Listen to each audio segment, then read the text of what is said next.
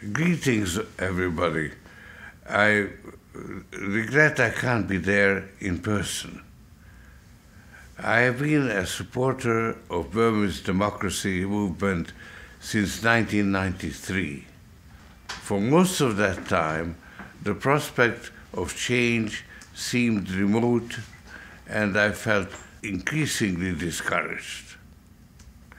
Then, in 2010, quite suddenly, or so it seemed, the ruling military junta decided to abandon absolute authoritarian rule. The world was stunned.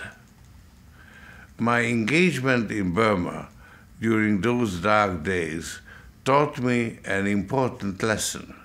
Sometimes it's necessary to support a lost cause for a long time just to keep the flame alive.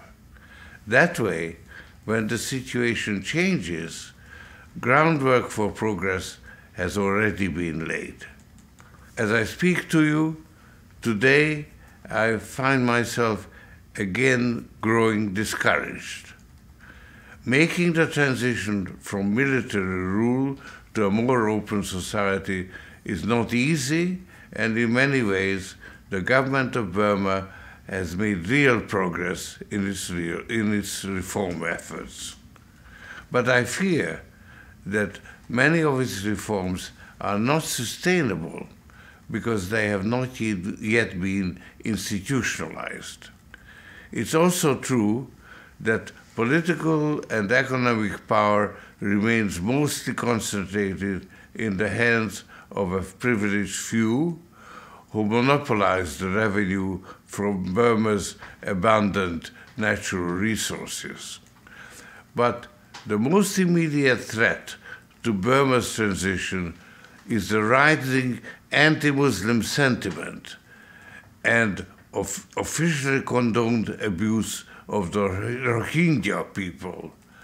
That has occurred on the watch of the current rulers in Naypyidaw. From private conversations with progressive Burmese officials, I know that some in power genuinely want to see a Burma where all are treated equally. But these officials also fear the potential of extremist violence from the small but powerful group of religious radicals. These extremists have created a tinderbox that could blow up the entire reform process. The government must confront these extremists and their financial supporters. In January, when I visited Burma for the fourth time in as many years, I made a short visit to Sitwe, the capital of Rakhine State, in order to see for myself the situation on the ground. I met with state and local leaders and both Rakhine and Rohingya populations, and also talked to internally displaced persons and those, mostly Rohingya, living in a section of Sitwe called Angmingarar, a part of the city that can only be called a ghetto. In Angmingarar, I heard the echoes of my childhood. You see, in 1944, as a Jew in Budapest, I too was a Rohingya.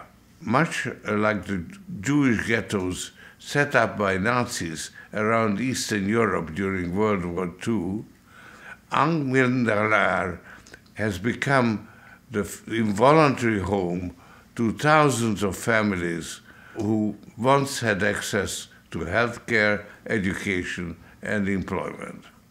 Now they are forced to remain segregated in a state of abject deprivation. The parallels to the Nazi genocide are alarming. Fortunately, we have not reached the stage of mass killing.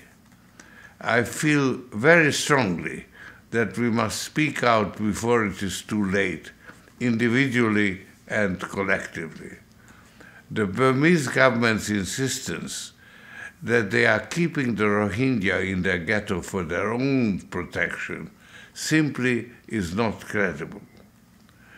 Government authorities have tried to reassure me. They say things are under control and not as bad as reported by outsiders who, they claim, don't understand the local culture or the long and complicated history of Rakhine State. I understand that half a century of living in isolation under repression can make a population vulnerable to intimidation and exploitation in all sorts of ways. But I also know that most of the people of Burma are fair-minded and would like their country to be a place where all can live in freedom. 2015 is a crucial year for Burma, a tipping point, in the words of Yang-Hee Lee, UN Special Rapporteur on the situation of human rights in Myanmar. With the prospect of democratic changes to the 2008 constitution and the holding of free and fair elections, meaningful reform could take hold. As a longtime friend and supporter of Burma, I hope for a positive outcome for all the people of the country. But where I once felt a great sense of optimism, I am now filled with trepidation for the future. I hope those in power will immediately take the steps necessary to counter extremism and allow open society to take root. In the lead up to the elections, it's crucial that official action be taken to counter the pervasive hate and anti-Rohingya propaganda on social media and the racist public campaigns of the 969 movement. The promise of Burma as a flourishing and vibrant open society is still within reach. It's up to Burma's leaders and people whether this promise is fulfilled.